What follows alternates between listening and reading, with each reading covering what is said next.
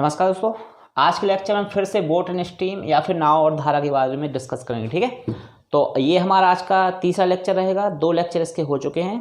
पहले लेक्चर में मैंने बेसिक कॉन्सेप्ट के बारे में डिस्कस किया। ठीक है, तो आप ये वीडियो देखने से पहले आप एक बार पहला लेक्चर जरूर देख लें, तब जाके आपको इसका बेसिक कॉन्सेप्ट क्लियर हो पाएगा। ठीक है, और डिस्क्रिप्शन बॉक्स में आपको उसकी लिंक दी गई है, आप वहाँ से इसको देख सकते हो। ठीक है ना, तो आज बोट एंड स्ट्रीम में जो क्वेश्चन हम डिस्कस करेंगे वो हमारे रेशियो पैटर्न पे बेस्ड होंगे। रेशियो पैटर्न मतलब अनुपात।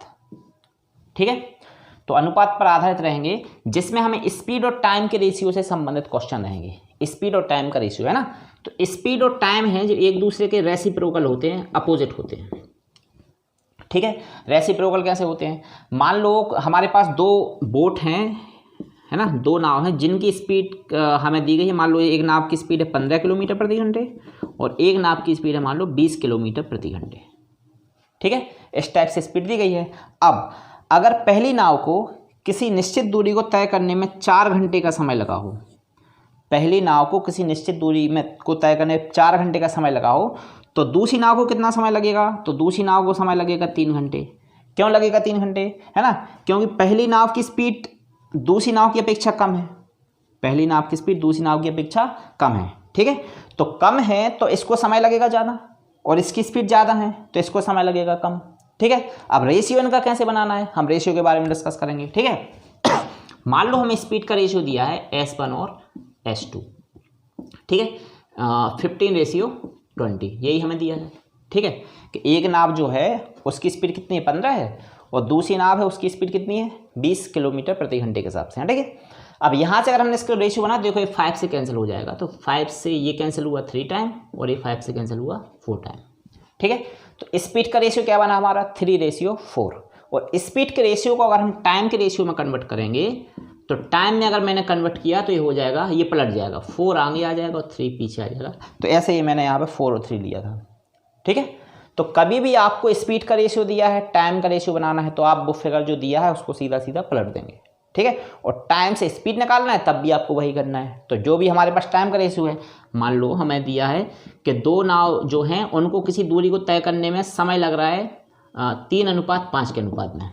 ठीक है, ये समय का अनुपात है। तो समय से अगर हमने इसका स्पीड का रेशियो बना लिया, तो स्पीड का रेशियो बनाएंगे तो 5:3 हो जाएगा। ठीक है, तो इस टाइप से स्पीड और टाइम में हमें रेशियो बनाना है। ठीक है, चलो अब मान लो हमें स्पीड 3 दी गई हो, है ना। वैसे 3 स्पीड वाला क्वेश्चन आपको बोट एंड स्ट्रीम में नहीं मिलेगा, ये ट्रेन वाले जो क्वेश्चन होते हैं उनमें आते हैं ना। एक बार हम 3 वाला और इसमें आपको समझाते हैं। मान लो 3 स्पीड हमें दी गई हैं, S1, S2 और S3, है ना। इनका रेशियो दिया है सपोज हमें 2:3:4। ठीक है, 3 नाव की स्पीड का अनुपात हमें दिया है। अब यदि यहाँ से हम इनके टाइम का रेशियो निकालेंगे कि इनको किसी दूरी को तय करने में समय कितना लगेगा, है ना, तो T1, T2, T3 ये हमें निकालना है। तो देखो अभी ये 2 वैल्यू थी, जैसे 3, 4 था तो इसको हमने पलट दिया तो 4, 3 हो गया। ये 3, 5 था, इसको पलट दिया तो 5, 3 हो गया, है ना। लेकिन जब हमारे पास 3 वैल्यू रहेंगी तो इनको आपको सीधा सीधा नहीं पलटना है, ये ध्यान देना आप, है ना, क्योंकि इस टाइप का क्वेश्चन कई बार आ चुका है ट्रेन वाले उसमें। तो इसको हम सीधा सीधा नहीं पलटेंगे, है ना। इसमें क्या करेंगे, इसमें हम ये करेंगे, या तो इन तीनों का एलसीएम ले लो, और अगर आपको एलसीएम नहीं लेना है ना, तो आप क्या करेंगे। ठीक है, तो इसमें देखो क्या करेंगे हम, जैसे हमारी फर्स्ट वैल्यू क्या है 2 है, तो यहाँ पे हम 2 को छोड़ देंगे, 3 और 4 ले लेंगे यहाँ पे, है ना, 3 × 4। ठीक है, अब देखो सेकंड वैल्यू क्या है 3 है, तो इधर 3 को छोड़ देंगे, 2 × 4 ले लेंगे, 2 × 4। और थर्ड वैल्यू क्या हमारी 4 है, तो यहाँ पे हम 4 को छोड़ देंगे, 2 × 3 ले लें, 2 × 3, तो ये हो गया 3, 4 = 12, 4, 2 = 8 और 2, 3 = 6। ठीक है, तो 12, 8, 6 ये हमारा टाइम का रेशियो बन गया। इसको हम एक बार और कैंसिल कर सकते हैं, 2 से कैंसिल हो रहा है पूरा, 2 से 6 टाइम, 2 से 4 टाइम और 2 से 3 टाइम, यानी हम क्या कहेंगे कि इसका रेशियो क्या हो गया, टाइम का रेशियो 6, 4, 3। ठीक है, ये हो गया, हमने इसमें एलसीएम नहीं लिया है और ये सीधा सीधा निकाल दिया। ठीक है, अगर आप इसका रेशियो एलसीएम लेके बनाने चाहते हो तो इसका एलसीएम अगर हम लें तो 2, 3 और 4, इनका एलसीएम कितना हो गया, एलसीएम मतलब लघुत्तम समावर्तक कितना आएगा, 12 आएगा। 2, 3, 4 का एलसीएम आएगा 12, है ना। तो देखो इस 12 में इन्हीं नंबर से हम डिवाइड कर देंगे, तो 2 से डिवाइड किया 12 को 6 टाइम होगा, 3 से डिवाइड किया 12 को 4 टाइम होगा, और 4 से डिवाइड किया 12 को 3 टाइम होगा। तो देखो यहाँ से वही 6, 4, 3 यहाँ से एक ही लाइन में आ गया। ठीक है, और एक हमने बगैर एलसीएम के भी आपको निकालना होता है। ठीक है, तो जैसे भी आपको रेशियो बनाना ठीक लगे आप रेशियो बना सकते हैं। ठीक है, तो इसी कॉन्सेप्ट पे बेस्ड आज हमारे क्वेश्चन रहेंगे। तो देखो आज के लेक्चर में हमारा जो पहला क्वेश्चन है, एक नाव की हमें स्पीड दी गई है धारा की दिशा वाली और धारा की विपरीत दिशा वाली, है ना। एक नाव धारा की दिशा में और धारा की विपरीत दिशा में उसकी चाल का अनुपात हमें दिया गया है। स्पीड का रेशियो क्या दिया है? 5:3। ठीक है, 5:3। ये डाउन स्ट्रीम वाला स्पीड है और ये अप स्ट्रीम वाली स्पीड है। ठीक है, डाउन स्ट्रीम अप स्ट्रीम वाली स्पीड हो गई। यदि नाव को किसी निश्चित दूरी को धारा की दिशा में तय करने में 12 घंटे का समय लगता हो, यदि नाव को किसी निश्चित दूरी को तय करने में धारा की दिशा में, ना धारा की दिशा में तय करने में कितना 12 घंटे का समय लगता हो, तो धारा की विपरीत दिशा में तय करने में कितना समय लगेगा, ये हमें इसमें निकालना है। ठीक है, तो देखो ये हमारे पास टाइम है। अब देखो यहाँ पे हमें स्पीड का रेशियो दिया है कितना, 5 और 3, तो यहाँ से हम टाइम का रेशियो बना लेंगे T1 T2। तो जो हमारा टाइम का रेशियो है वो हो जाएगा 3:5। ठीक है, इसको हमने सीधा सीधा पढ़ दिया। तो ये टाइम है कौन सा? डाउन स्ट्रीम वाला, यानी कि धारा की दिशा में जाने वाला टाइम, और 5 क्या हो गया? धारा की विपरीत दिशा में आने वाला टाइम। अब धारा की दिशा में जाने में उसको कितना 12 घंटे का समय लग रहा है, और यहाँ पे वैल्यू रेशियो के हिसाब से वैल्यू क्या आ रही है? 3 आ रही है। धारा की दिशा में जाने वाला टाइम है ना, T1 की वैल्यू कितना 3 है, तो 3 की वैल्यू हमें 12 दी है, और हमें निकालना है कि धारा की विपरीत दिशा में आने में कितना समय लगेगा। तो विपरीत दिशा में आने वाला समय कितना? 5 की वैल्यू हमें निकाल ली है ना, तो 3 की वैल्यू हमें दी है, 5 की वैल्यू निकाल ली है। तो 5 की वैल्यू कैसे आएगी हमारी? 12। ये जो वैल्यू यहाँ पे दी वो आएगी नीचे, और जिसमें कन्वर्ट करते हैं उसका कर देते हैं हम इंटू। ठीक है, यानी 3 को हम 5 में कन्वर्ट कर रहे थे, तो जिसमें कन्वर्ट करेंगे उसका इंटू कर देंगे। ठीक है, तो 3 से ये हमारा 4 टाइम कैंसिल हो जाएगा, और 4 5 जा कितना हो गया? 20, यानी 20 घंटे लगेंगे। यदि वही नाव उतनी ही दूरी धारा की विपरीत दिशा में तय करेगी तो उसको 20 घंटे का समय लगेगा। ठीक है, ये हो गया हमारा पहला क्वेश्चन। ठीक है, चलो अब इसी में हम दूसरा क्वेश्चन लेते हैं।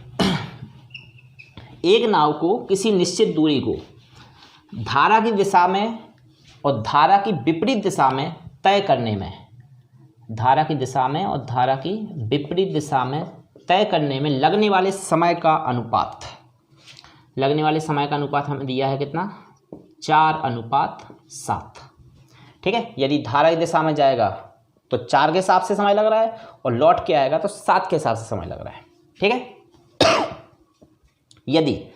यदि शांत जल में नाव की चाल जो है, यदि शांत जल में नाव की चाल 22 किलोमीटर प्रति घंटे हो, शांत जल में नाव की चाल 22 किलोमीटर प्रति घंटे हो, तो धारा की चाल क्या होगी? ठीक है, ध्यान देना, ये चाल कौन सी है? शांत जल में। शांत जल मतलब कि ठहरा हुआ पानी, शांत जल में नाव की चाल हो जाएगी, है ना, नाव की चाल। ठीक है, ये 22 दी है, हमें क्या निकालनी है? हमें निकालनी है धारा की चाल। चलो सबसे पहले तो आप यहाँ से, हमें दिया है टाइम। ठीक है, तो टाइम को आप कन्वर्ट करो पहले तो स्पीड में, तो ये पलट जाएगा 7 और क्या हो गया? 4। 7 और 4 हो गया। ठीक है, अब देखो ये जो स्पीड है S बनी है धारा की दिशा वाली, क्योंकि ये जो टाइम था एक धारा की दिशा वाला टाइम था और एक धारा की विपरीत दिशा वाला टाइम था। ठीक है, तो यहाँ से हमने स्पीड का रेशियो बना लिया, तो ये धारा की दिशा वाली स्पीड है 4 और धारा की विपरीत दिशा वाली स्पीड है, धारा की दिशा वाली स्पीड है 7 और विपरीत दिशा वाली स्पीड है कितनी? 4। ये स्पीड कौन सी दी गई हमें? शांत जल में नाव की चाल, ध्यान देना है ना, ये है शांत जल में नाव की चाल, और ये धारा की दिशा और धारा की विपरीत दिशा में नाव की चाल है ना। तो सबसे पहले निकालेंगे हम शांत जल में नाव की चाल, शांत जल में नाव की चाल कहाँ से निकालेंगे? इस रेशियो के हिसाब से, है ना। तो इनसे रेशियो से कैसे निकलता है हमारा? धारा की दिशा और विपरीत दिशा वाली स्पीड को हम जोड़ के और 2 से भाग दे देते हैं। ठीक है, ऐसे निकलती है हमारी कौन सी चाल? नाव की चाल। और अगर हमें धारा की चाल निकालनी है, धारा की चाल, ठीक है, ये डिस्कस किया मैंने फर्स्ट लेक्चर में, बार बार बोल रहा हूँ, आप लोग इसका पहला लेक्चर जरूर देखें, तब जाके आपको ये क्लियर होगा। ठीक है, धारा की चाल कैसे निकालते हैं? इन दोनों को माइनस करके 7 - 4 / 2, ऐसे हमारी धारा की चाल आती है। ठीक है, तो देखो इसको हम ऐड कर लेंगे, तो ये हो गया हमारा कितना? 11/2। शांत जल में नाव की चाल का रेशियो के हिसाब से वैल्यू 11/2 मिलेगी, और धारा की वैल्यू क्या मिलेगी? धारा की चाल 2 ये मिलेगी हमें कितना? 3/2।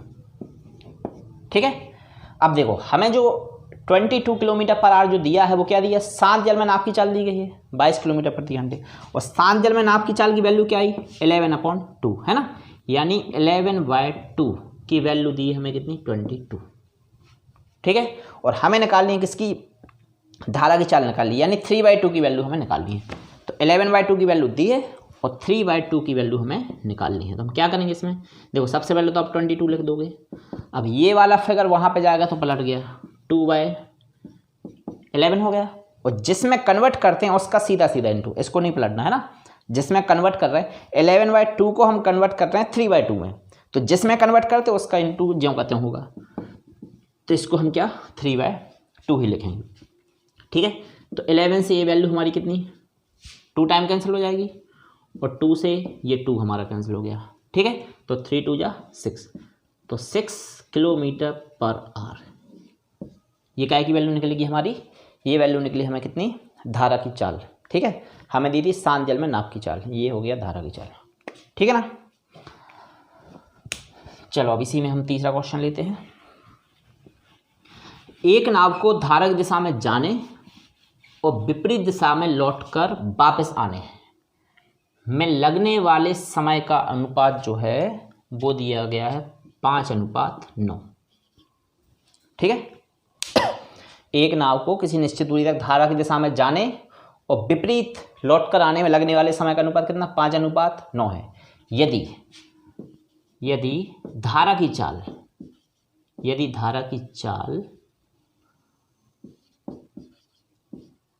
3 किलोमीटर प्रति घंटे हो, 3 किलोमीटर प्रति घंटे हो, तो शांत जल में नाव की चाल क्या होगी, है ना, शांत जल में नाव की चाल क्या होगी, है ना, ये हमें इसकी वैल्यू निकालनी है, ठीक है। फिर से वही हम करेंगे, सबसे पहले तो हमें टाइम का रेशियो दिया कितना 5:9, टाइम को कन्वर्ट करेंगे हम काय में, स्पीड में, तो हो गया 9:5, ठीक है। अब हमें क्या दिया है, धारा की चाल दी है, ठीक है। तो यहाँ से पहले हम नाव की चाल और धारा की चाल दोनों बना लेंगे, ठीक है। तो धारा की चाल कैसे बनती है हमारी, धारा की चाल कैसे बनती है, यहाँ से इन दोनों को घटा के 9 - 5 डिवाइडेड बाय क्या करते हैं 2 करते हैं ना, तो हो गया 4/2 और 2 से 4 को कैंसिल किया तो ये 2 टाइम कैंसिल हो गया, यानी ये वैल्यू मिली हमें कितनी 2, ठीक है। और यहीं से अगर हमने नाव की चाल निकाली, शांत जल में नाव की चाल, ध्यान देना है ना, शांत जल में नाव की चाल वो कैसे आएगी, इन दोनों को ऐड करेंगे 9 + 5 डिवाइडेड बाय 2, है ना, तो ये हो गया हमारा कितना 14/2, तो ये वैल्यू मिलेगी हमें 7, ठीक है। अब ये 7 आंसर नहीं हमारा, है ना, ये रेशियो के हिसाब से वैल्यू निकली है। अब देखो धारा की चाल हमें कितनी दी है 3 है, और धारा की चाल यहाँ से क्या निकली है 2 है, यानी इस 2 की वैल्यू 3 दी है हमें क्वेश्चन में, 2 की वैल्यू क्या दी है 3 दी है ना। हमें चाहिए शांत जल में नाव की चाल, है ना, शांत जल में नाव की चाल, तो शांत जल में नाव की चाल का हिस्सा कितना आ रहा है 7 आ रहा है ना। तो देखो 2 की वैल्यू हमें 3 दी है, 2 की वैल्यू 3 दी है, 7 की वैल्यू निकाल ली है, तो 7 की वैल्यू क्या होगी, तो क्या करेंगे हम 3 नीचे आ जाएगा हमारा ये क्या 2, और जिसमें कन्वर्ट करते हैं उसका करेंगे इनटू, तो यहाँ से हम 7 का कर देंगे इनटू, ठीक है।